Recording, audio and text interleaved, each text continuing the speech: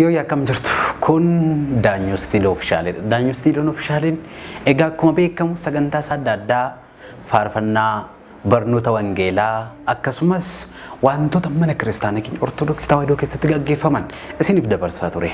Kana irratti immoo yaada keessan, koomentii keessan akkasumas waan yaada babbareedaa fi waan bashannansiisoo fi nuuf kennaa turtaniiru. Kana irratti garuu karaa fuulduraatti faarfannaawwan bifa qulqullina qabu isin qopheeffannee karaa fuulduraatti dhufaa jira.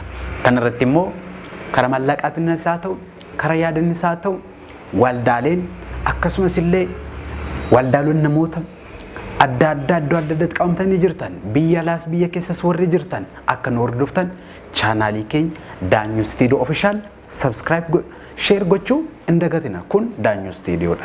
Egaa akkuma beekamu fuuldurattis akkuma kanaan dura isinitti himaa ture sagantaalee adda addaa keessaa iyyuu karaa miidiyaan isaa ta'u isin dabarsaa jirra. Kana irratti egaa amma garuu yaadni keessan, maallaqni keessan nu bira dhaabbachuun keessan nu barbaachisa waan ta'eedhaaf akka nu hordoftan isin jenna. Qophii keenya karaa fuulduratti wantoota baay'ee dhufaa jirra waan ta'eedhaaf akka subscribe share gootan isin affeerraa guddaa galatoomaa. Kun Daanyoo Stiiloo Ofishaalidha.